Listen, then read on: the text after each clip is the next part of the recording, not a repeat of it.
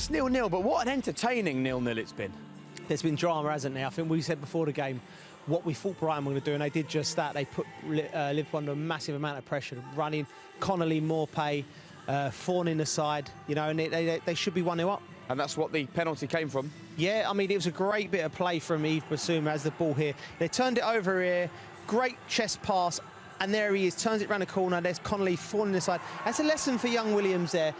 In the box, in the Premier League, players are be clever enough to use their body, get across there, and it's a clear penalty. And then he just gets it wrong, Jake. I mean, he goes very early, Alisson. I think he gets it wrong. He goes super early, and he just sits him down, and he just doesn't get it right. And, you know, he had a bad day coming off straight after that with a hamstring. It's a bad day for Morpay. Brighton's plan is a clear one. Yeah, it's clear. I mean, it's not a difficult pass. You know, Connolly is full of running. He's been a threat all afternoon, and what they're doing, they're just turning it in behind Liverpool's high line, and Liverpool playing a high line without Van Dijk and Gomez are getting exposed. And let's see it there. And Connolly's full of running, and it's a simple pass time and time again. We can show you 6, 7, 8 clips of this. I mean, Connolly's got to score there, but I think if Liverpool continue to play that way, then they're going to get punished. As is the norm in football in 2020, VAR is being talked about all over social media. Do you know what? Let's not talk about VAR here. No. Let's just talk about if this goal had been allowed, what a beautiful goal it would have been. What? And this is when you play for Liverpool and you've got the quality, you can make things happen out of nothing. They were poor Liverpool, but this is exquisite. This is sublime. That pass is unbelievable. And then the finish, he's bearing down on goal. It's on his weak foot, and he's hit it into the ground, Salah. And you can't discount the fact with a player of his quality, he's done that on purpose. I believe he's done it on purpose. I don't put that past Mo Salah to have done that on purpose. To have hit that into the ground.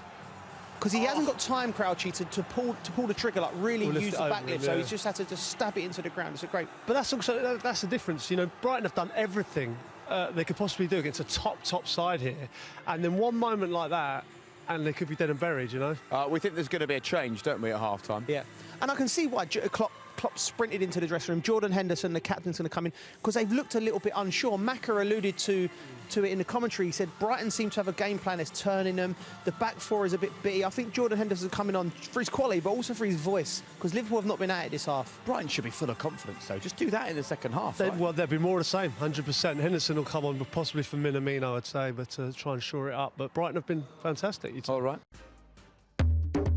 Andy, you've taken Scotland finally to a major tournament, and of course you won the Premier League with Liverpool. What's next on the list? You know, I think you know me well enough now. I'm always one to look forward. To end the 2 long waits is something that, you know, I was so determined to do, and everyone was involved in, you know, both squads.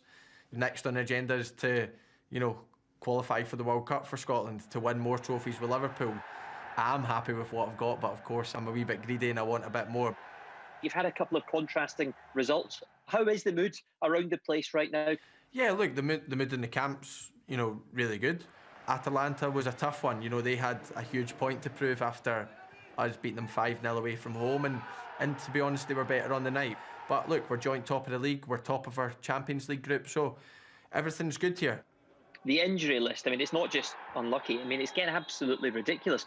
Look, it's not nice, especially when it's, you know, people you're really close to, and that's the case when this squad's so tight and it happens to one of us. We all kind of get hit by it, and we do feel that. But the only way to make them proud, to put a smile on their faces, is by us winning games and us producing on the park for the lads that can't be out there. So we've tried to do that to the best of our ability. We'll continue to do that, and, you know, hopefully they'll be back on the pitch very soon. The next test is Brighton, and that means you get to see an old friend, Adam Lallana. Yeah, look, obviously I'm, you know, buzzing to see him. He's been a huge miss in this place. You know, the character he brought to this club for the amount of years he was here was phenomenal.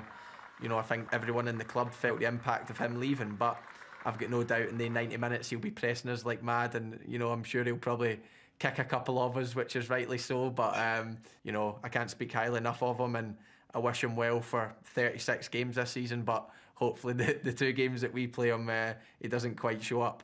It's been a strange Premier League season so far, hasn't it? When you look at the table right now, I think 7 teams are within 5 points at the moment. None of them are Man City. I think this season was always going to be unique. You look at the league table and you think, you know, that is a really close, tight, you know, title race with 7, 8 teams. And like you said, you know, Man City will 100% be there or thereabouts. But we can only focus on ourselves, and hopefully by the end of the season then, you know, we're right up there and, you know, challenging for the league again. Well, of course, they're right up there now. Just a point today will send them back to the top of the Premier League table. And there's no doubt that when they're not playing, the fullbacks are missed. We can see from the stats, actually, in terms of assists for the last couple of years, just how important he has been, along with the man on the other side as well. The numbers are so impressive. But I do want to talk, though, about this situation with fatigue and the games coming thick and fast. Everyone's in the same position, right? So how different is the mentality in that Liverpool dressing room this season? You were there with Chelsea. You managed to do it, back-to-back Premier League wins.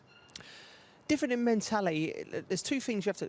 Liverpool are going to be hunted now because they're the champions. That's simple. Like this is the Brighton players' biggest game. All them young players would have watched the Liverpool players lifting trophy, and they know that this is the acid test. This is where they will look at it and say, can I play at that level? So they're there to be hunted at.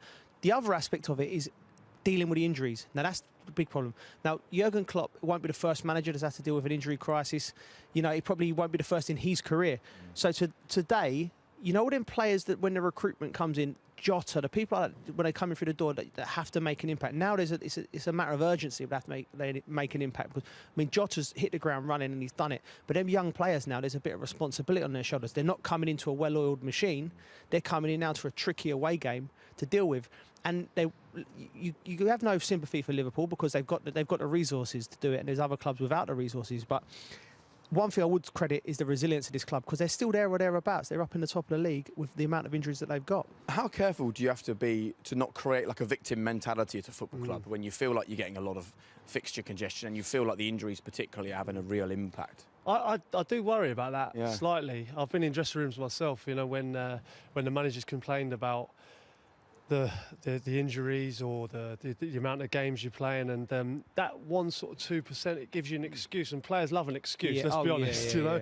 If you any chance to pass the blame to someone else, it wasn't me, it was this, it was that, and I think sometimes with the excuses, you know, players will be quick to take that. So listen, everyone's the same. I think Liverpool at the moment, they've got the worst hit injuries to the squad, but they've got more than enough to cope with it, and you know, you'd expect them to come through this period.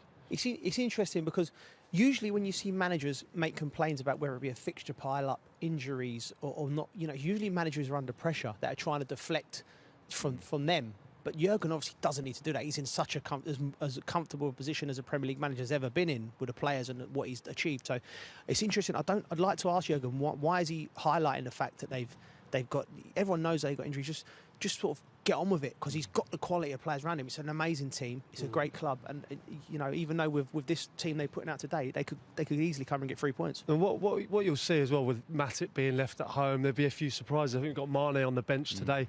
I think you'll see throughout this period of December surprises, you know, changes to the last year. There was, you know, you knew the front three were going to be the front three. You could have picked Liverpool's team every week, couldn't you? I think during this period there will be a lot of changes. And there is Jurgen, not keen to come out into the cold just yet, but I wonder how much what he says to us, where he has a few complaints, is different to the message he gives to his players, which is more, do you know what, everything's conspiring against us. Injuries, fixtures, travel, congestion.